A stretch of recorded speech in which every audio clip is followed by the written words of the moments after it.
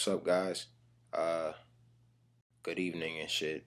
Let's rewind to July 10th, 2012, a date that changed music forever. Frank Ocean released his debut studio album, Channel Orange, and overnight he became one of the most celebrated artists of his generation. But what made Channel Orange such a successful album? And how did it cement Frank Ocean as a legend? Let's dive into the build-up, the album's genius, and why it resonated so deeply with listeners around the world.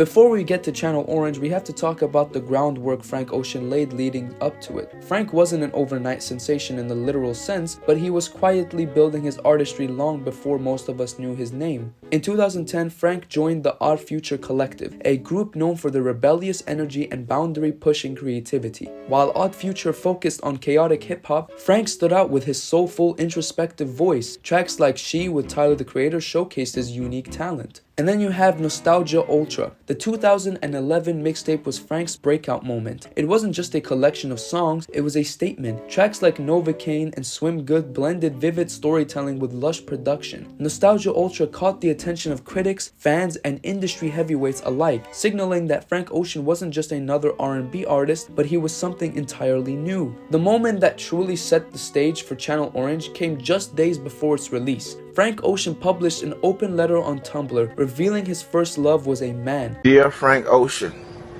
I would listen to your music, but you like boys.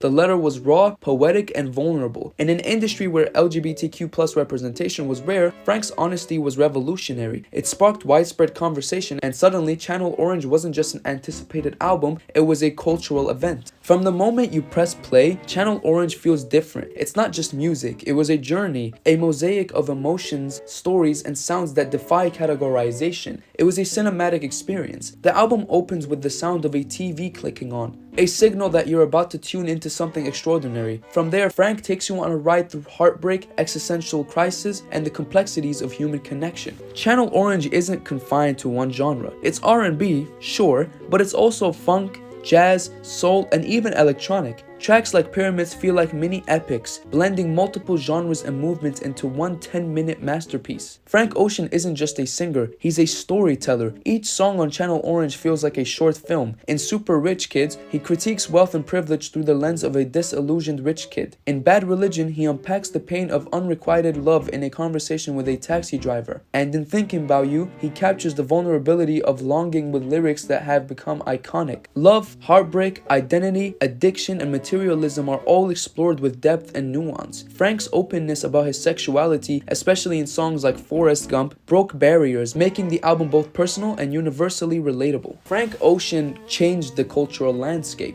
At the time, R&B was dominated by artists focused on traditional themes like love and lust. Frank brought something entirely different, an introspective, a philosophical approach to the genre. He wasn't afraid to be vulnerable, to tell stories that were messy, complicated, and deeply human. He also offered a refreshing alternative. For many LGBTQ+ fans, Frank's honesty was life-changing. It showed that there was room for their stories in mainstream music too. The world was ready for Channel Orange. The early 2010s saw a shift in music, with artists like Kanye West, Beyonce, and Kendrick Lamar pushing the boundaries of genre and storytelling. Frank Ocean fit perfectly into this movement but still stood out as entirely unique. Critics hailed it as a masterpiece. Publications like Pitchfork, Rolling Stone, and The Guardian gave the album near-perfect scores, praising Frank's artistry and the album's innovative sound. The album debuted at number 2 on the Billboard 200 and earned Frank his first Grammy for Best Urban Contemporary Album. Songs like Thinking About You became cultural phenomena.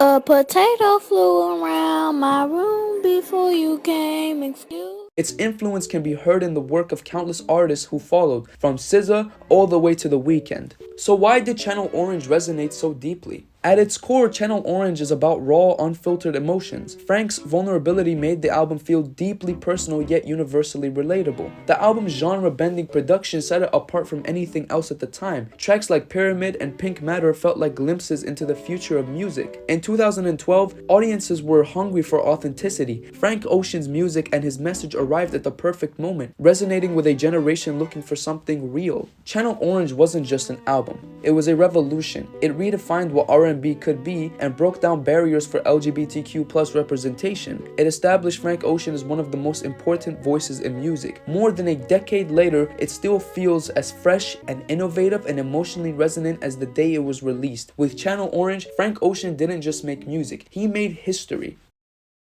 Oh yeah, also you guys can let me know if you think Frank Ocean will be making a return to music.